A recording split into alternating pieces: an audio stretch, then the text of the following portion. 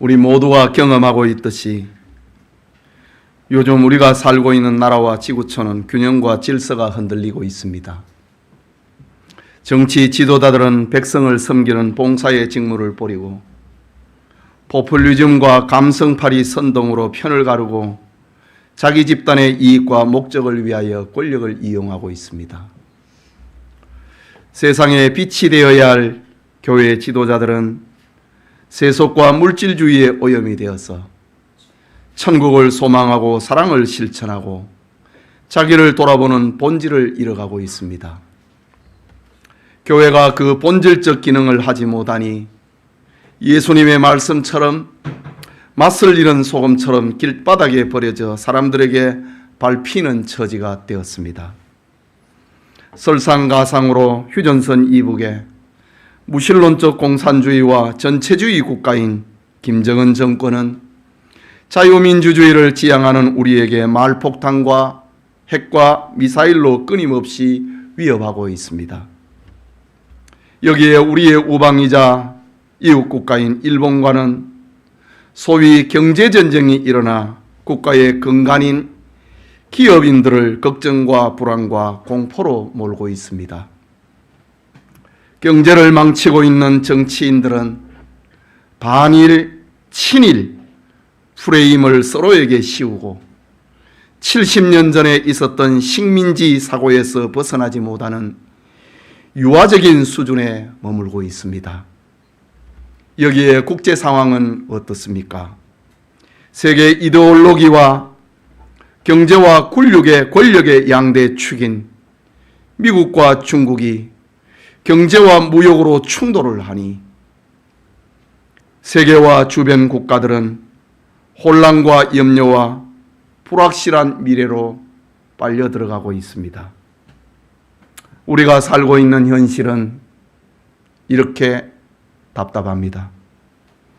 결코 우연일 수 없는 종말은 이렇게 어렵고 이렇게 어둡고 이렇게 잔인하고 이렇게 무섭습니다. 찬란한 태양이 떠오르기 전에 새벽이 가장 어둡고 추운 것처럼 성경은 하나님의 나라, 영광의 나라, 천국이 도래하기 직전은 어둡고 무서운 종말 시대가 도래할 것을 말씀하고 있습니다. 그러나 이것이 전부가 될 수는 없습니다. 여기에는 하나님의 사랑의 메시지가 담겨 있기 때문입니다. 그것은 구원받기로 작정된 자기 백성을 찾고자 하는 하나님의 사랑과 인류를 향한 마지막 메시지를, 경고의 메시지를 담고 있습니다. 여러분, 혼란하고 어지러운 시대를 살고 있지만은 우리는 언제나 하나님의 말씀에서 길을 찾아야 됩니다. 어려운 시대 상황을 보면서 오늘부터 몇 주간 종말과 성도라는 제목으로 설교하려고 합니다. 말씀을 듣는 우리 모두에게 종말의 실상을 깨닫고 자기를 돌아보고 하나님을 신앙하고 천국을 소망하는 그런 은혜가 있기를 소원합니다. 첫째로 종말에는 거짓 선지자의 미혹이 있을 것이라고 예수님이 말씀하셨습니다. 우리의 구주이신 예수님은 십자가를 통한 구속 사역을 이루기 위하여 예루살렘에서 마지막 한 주간을 보내십니다. 이것을 가리켜 교회는 고난주간이라고 부르지요. 오늘 본문은 고난주간 화요일에 예수님이 하신 말씀입니다. 예수님은 성전에서 바리새인들과 사두개인 그리고 헤롯 당원들의 도전적인 질문을 물리치고 밖으로 나오셨습니다. 이때 제자 중 한 사람이 화려하고 아름다운 성전을 가리키면서 선생님이여 보옵소서, 이 돌들은 어떠하며 이 건물은 어떠하니까? 라는 질문을 한 것입니다. 성전 안에는 강도의 소굴로 변해버렸지만은 성전 밖은 어떻습니까? 라고 묻고 있는 제자의 질문입니다.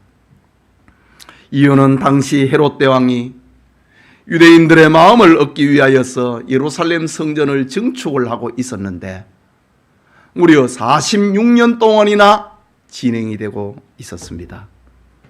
미완성의 성전이지만은 그 웅장함과 아름다움은 당대 최고의 건축물이었습니다. 성전 전면의 바깥은 황금판으로 덮여 있었기 때문에 사람들의 마음과 눈을 놀라게 하기에 충분했습니다. 그래서 예수님의 제자 중 한 사람도 속은 그렇게 더러워졌다면 이 아름다운 이 바깥은 성전 건물은 어떻게 되는 겁니까? 라고 묻는 것입니다. 질문하는 제자를 향하여서 예수님이 말씀하셨습니다. 2절에 네가 이 큰 건물들을 보느냐? 돌 하나도 돌 위에 남지 않고 다 무너뜨려지리라. 엄청난 예루살렘 성전 파괴에 대한 메시지를 들려주시는 겁니다. 제자들이 얼마나 놀랐겠습니까?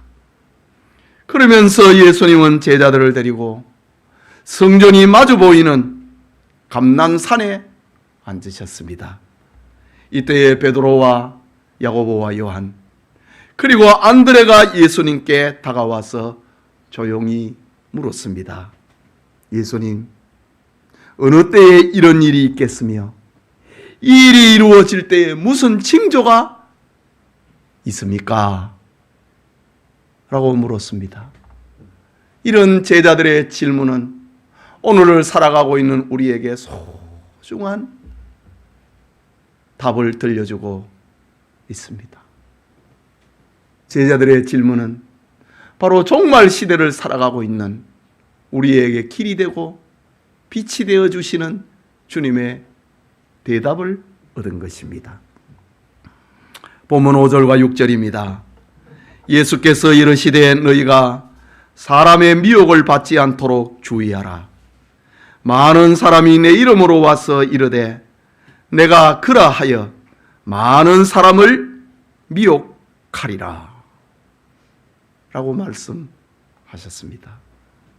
여기 거짓 선지자들의 활동 가운데 미혹이라고 하는 말을 예수님은 2번이나 쓰고 계십니다. 미혹이라고 하는 말은 길을 잃어버리게 만드는 것, 방황하게 하는 것, 속이는 것, 그런 뜻을 담고 있는 말입니다. 미혹이란 참말을 하는 것 같지만은 결국은 잘못된 길로 이끌어가는 것을 가리킵니다. 처음에는 똑같다가 나중에는 속이고 방황하게 만들어버립니다. 하와를 유혹을 했던 뱀이 하나님의 말씀으로 하와에게 접근하고 말을 걸고 다가왔지만은 결국은 자기의 말로 하와를 미혹하고 타락시켜버린 것과 같은 이치입니다. 예수님은 지금 예루살렘 성전 파괴와 이 세상이 파괴되는 이 종말을 동일선상에 써놓고 예수님은 예언적 말씀을 들려주고 계십니다. 주님은 종말의 징조로 성도들을 미혹하는 사람들이 많이 일어날 것이라고 말씀하셨습니다.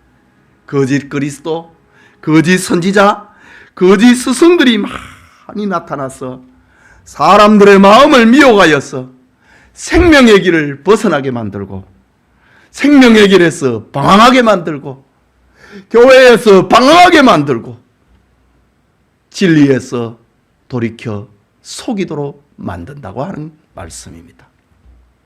사실 예루살렘 성전은 예수님이 말씀하신 지 40년 후에 AD 70년에 로마의 디도 장군에 의해서 돌 하나도 돌 위에 남지 않도록 완전히 파괴당합니다. 그때 이스라엘과 예루살렘에 많은 거짓 그리스도, 거짓 선지자들이 나타났습니다.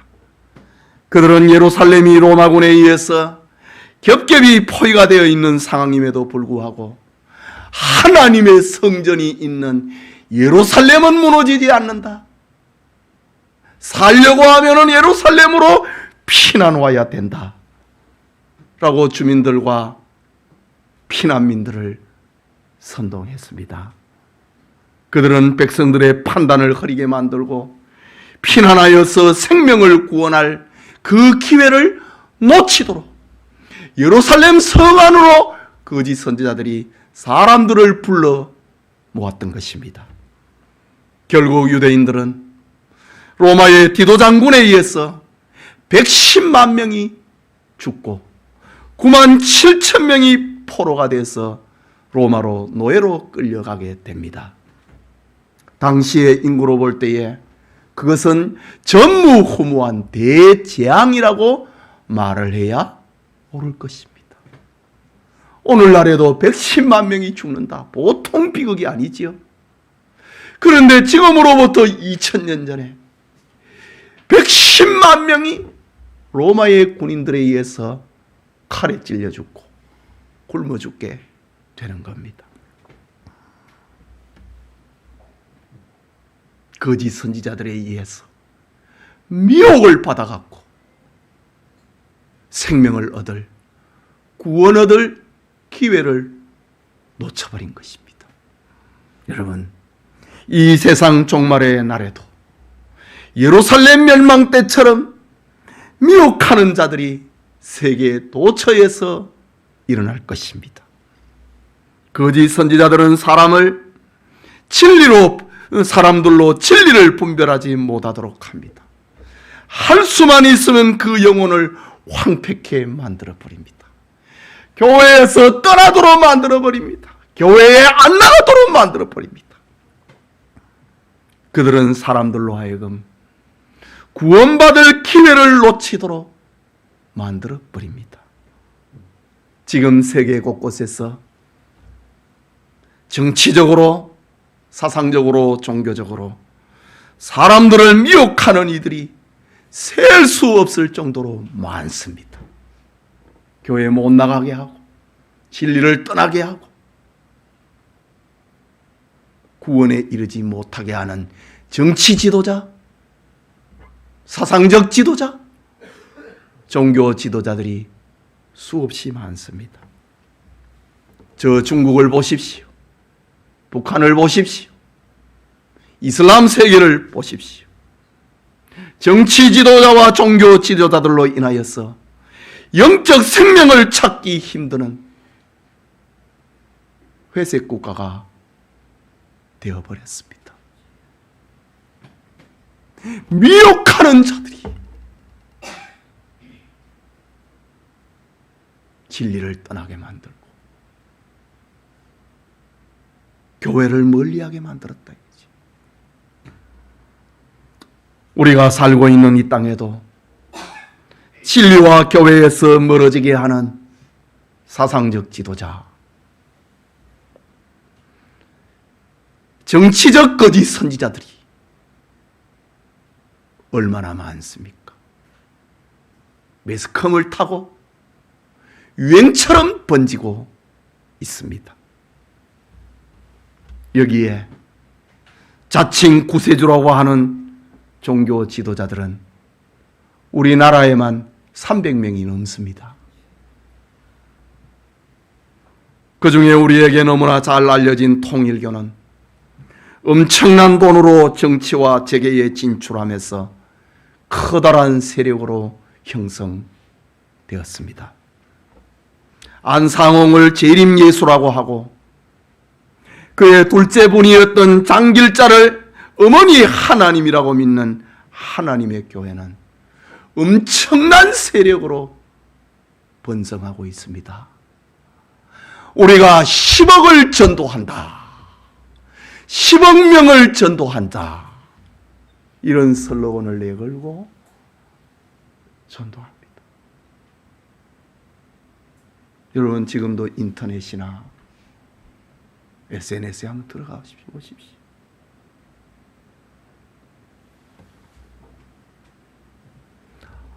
안상홍은 예수님이 다시 오신다고 했는데 그분이라고 합니다.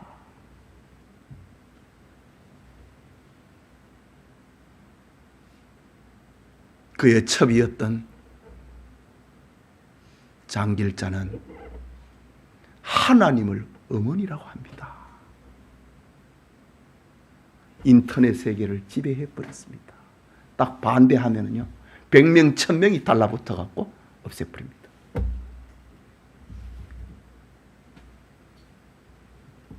한국교회 구석구석에 추수꾼을 침투시켜서 성도들을 미혹하는 자칭 보혜사라고 주장하는 신천지의 이만희가 있습니다.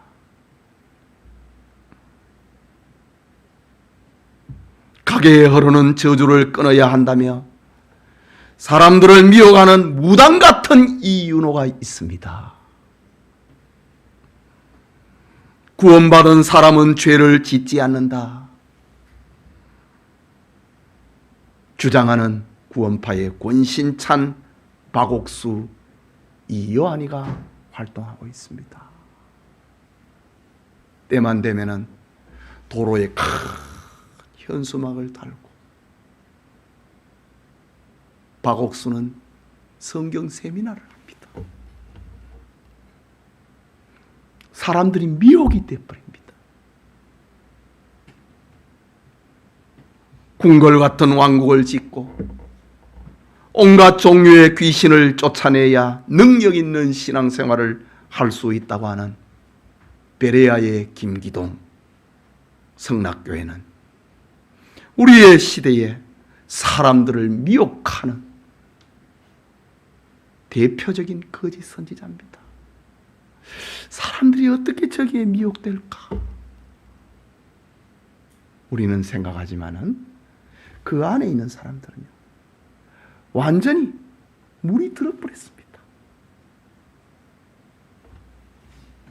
예수님은 제자들에게 말씀하셨습니다. 내 이름으로 와서 내가 그러라 할 때에 미혹을 받지 않도록 주의하라 라고 말씀하셨습니다. 여러분도 아시겠지만은 교회 지도자와 관계된 사건이 지난주에도 2건이나 공중파 매스컴에 보도되었습니다. 하나는 만민중앙교회 이재록입니다. 그는 이미 한국교회에서 이단으로 정죄되었습니다. 그는 성폭행 사건으로 대법원에서 최종 판결이지요 16년형이 선고됐습니다. 그런데 그 추종자들은 현실을 인정하지 않습니다. 그 교단은 이재록을, 감옥에 있는 이재록을 총회장으로 세워놓았습니다. 그의 딸이 지금 부초정회장이 돼서 교단을 장악하고 있습니다. 현실을 인정하지 않습니다. 미혹이 되어버렸습니다. 오히려 이재록이 억울하게 고난을 당하고 있다고 하는 것으로 믿고 있습니다. 미혹된 추종자들은 길을 잃고 속고 방황하는 것입니다. 또 하나는 명성교회 김삼환 목사 부자의 이야기가 TV에 도배가 됐습니다. 교단 헌법에서 세습 금지를 정해놓았는데 다수와 물량주의로 총회 헌법에 저항했으나 총회 재판국은 결국 세습은 무효라고 판결해 버렸습니다. 하지만 그 추종자들을 보십시오. 그들은 자신들이 지키기로 서약한 총회 헌법을 인정할 수 없다고 합니다.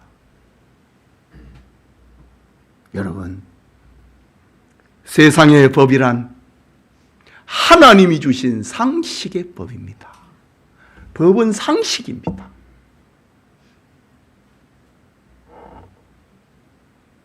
법이라고 하는 것은 상식이에요. 언젠가 말씀드렸지만은 성경과 세상법이 충돌을 하면은 신자는 생명을 걸고 하나님의 말씀인 성경을 따라가야 됩니다. 그러나 일반적으로 세상법은 상식의 영역입니다. 교회 지도자가 하나님의 보편적인 법상식을 인정하지 아니하면 그는 이미 거짓 선지자입니다.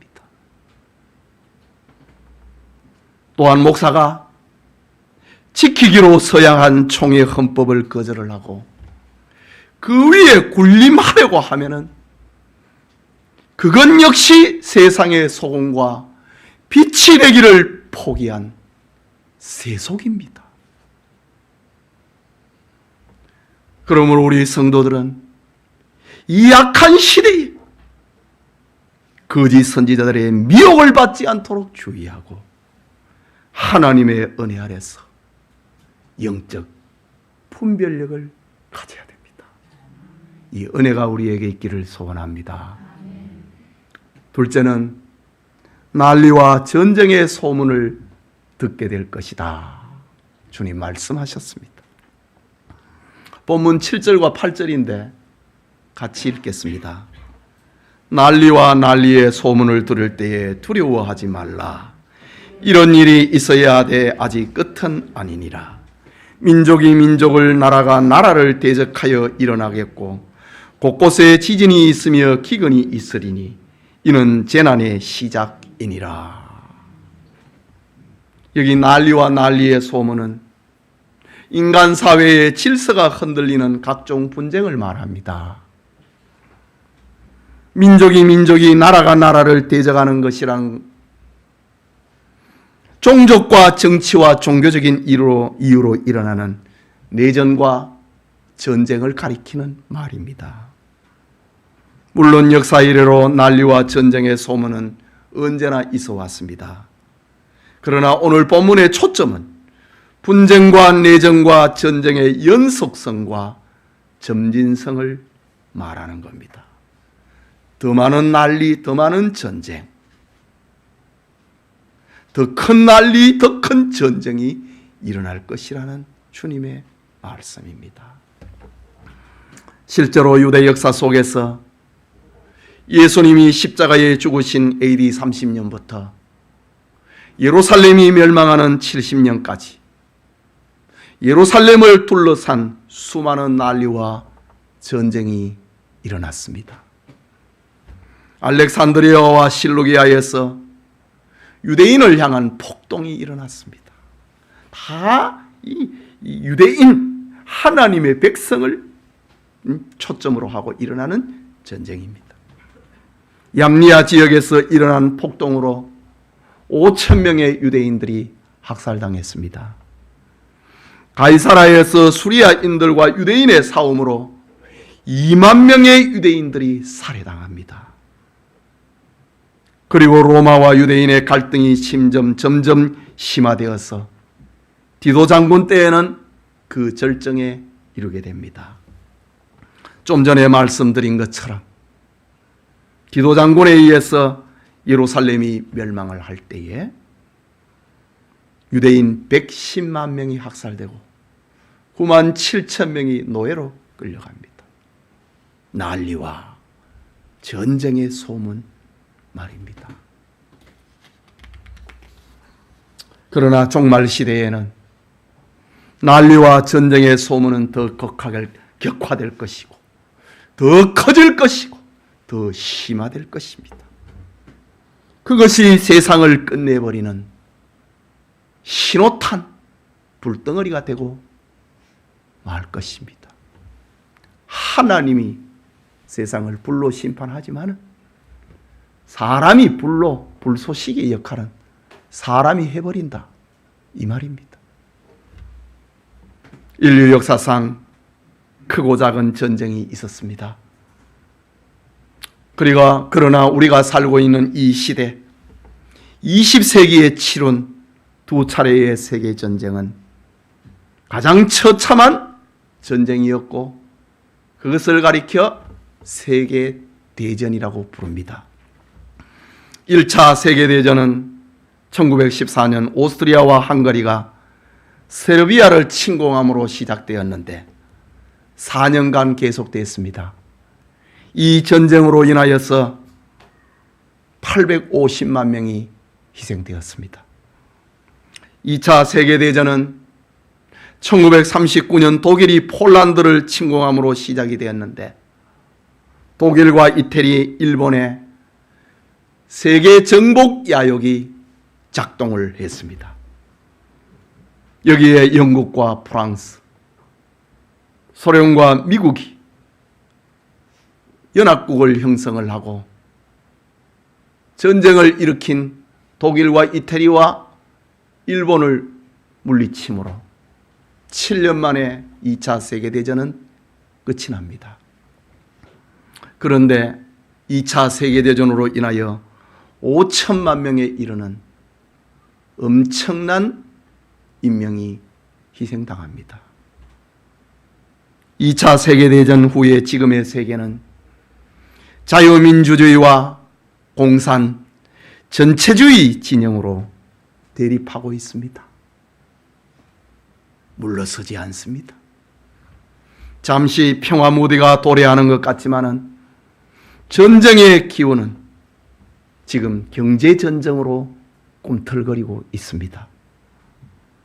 이것은 세상의 본질적인 용트림이고 어쩔 수 없는 종말의 징조입니다.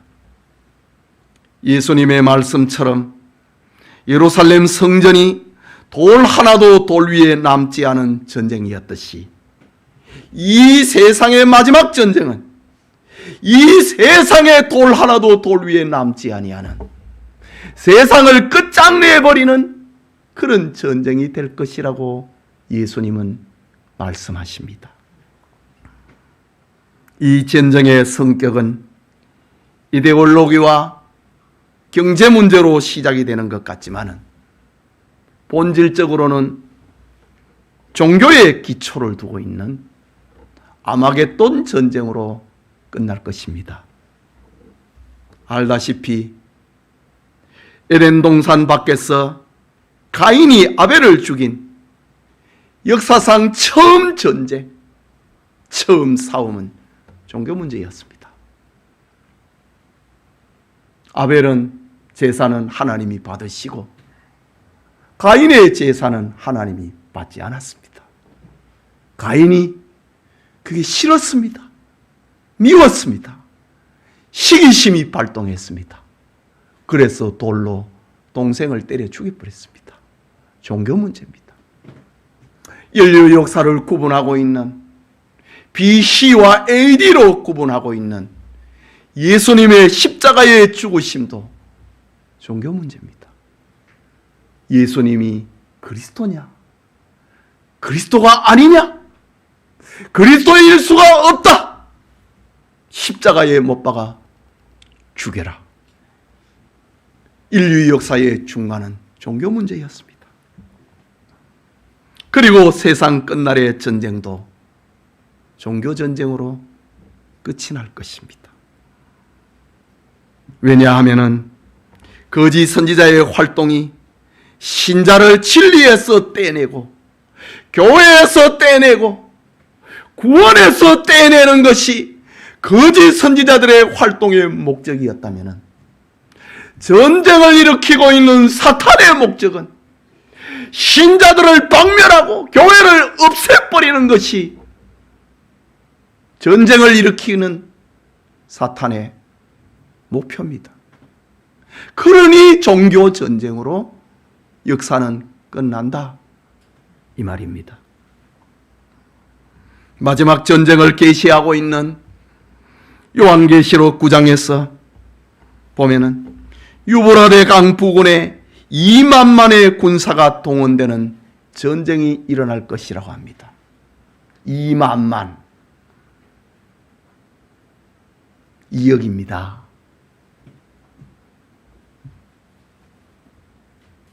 2만 곱하기 만이니까 2억이지요. 2억의 군대가 동원이 되는 유브라데 강 주변에서 일어나는 대전쟁이다. 여기에 동방에서부터 오는 왕들이 합세를 하는 전쟁이다. 마침내 아마겟돈에서 세상 역사를 끝내버리는, 돌 하나도 돌 위에 남지 아니하는 이런 대전쟁이 일어날 것이다. 그런데 우리는 여기서 예수님의 말씀을 기억해야 됩니다. 거짓 선지자들의 미혹을 받지 않도록 주의해라 라고 제자들에게 들려주신, 말씀하신 예수님께서는 이제는 난리와 전쟁의 소문을 들을 때에 두려워하지 말라 라고 말씀합니다. 참 얼마나 사랑의 메시지입니까? 걱정하지 마라, 두려워하지 마라. 이유는 세상에서 일어나는 전쟁, 온갖 유의 전쟁은 자기 백성에게 종말을 알려주는 예수님의 사인이기 때문입니다. 예수님은 자기 백성에게 임할 이 환난의 날을 줄이기 위해서 역사에 개입을 할 것인데, 그것을 가리켜서 성경은 진리입니다. 그러니 두려워하지 말라.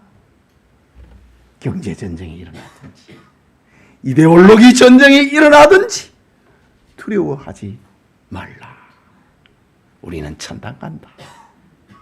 주님의 말씀입니다. 예배드리는 성도 여러분, 예수님께서는 이런 말씀을 다 하시고 난 다음에 마가복음 13장 31절에 천지는 없어지겠으나 내 말은 없어지지 아니하리라 라고 말씀합니다. 주님의 말씀은 하나도 빠짐없이, 하나도 남김없이 다 이루어진다는 말입니다. 우리는 이 역사의 끝을, 역사의 결과를, 역사의 그 다음 세계를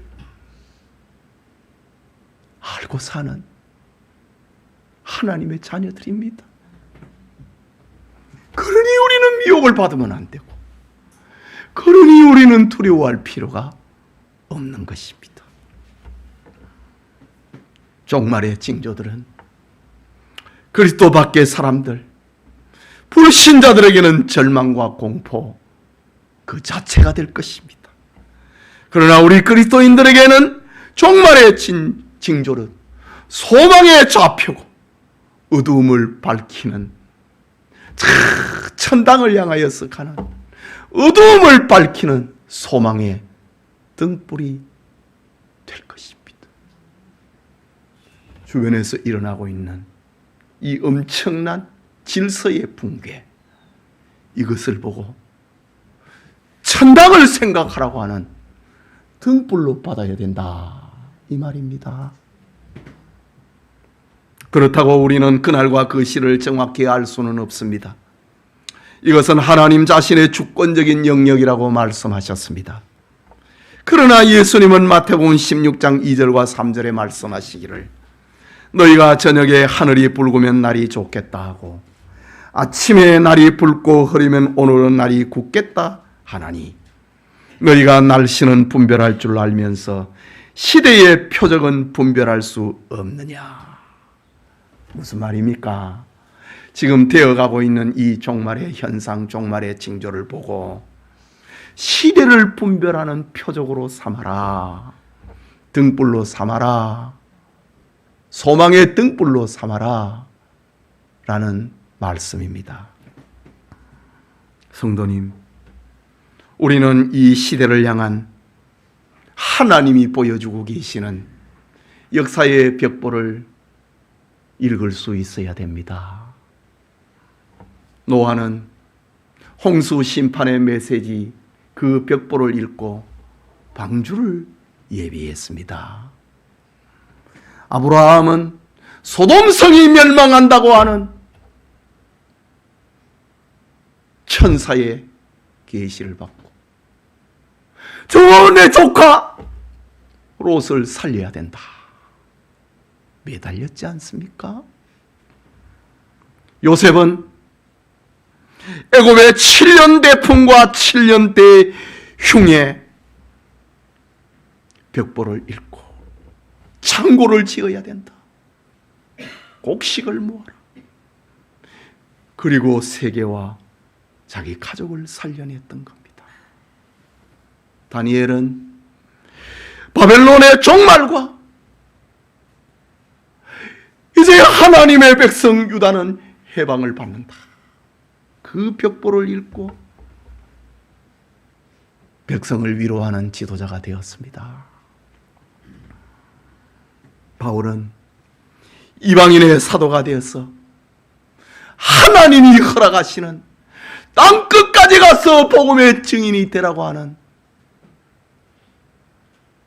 선교의 벽보를 읽고 이 일을 감당했던 것입니다.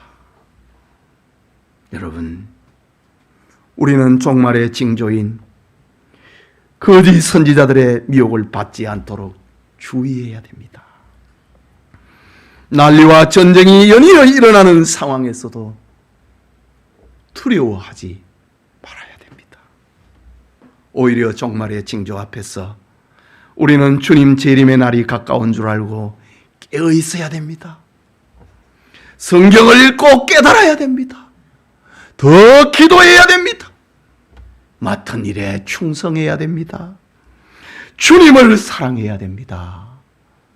그리고 십자가의 증인으로 살아야 되는 것입니다. 이 축복이 어지러운 시대를 살아가고 있는 우리 성도들에게 함께하기를 소원합니다. 우리 같이 기도합시다. 말씀을 받았습니다. 여러분, 참 혼란스럽습니다.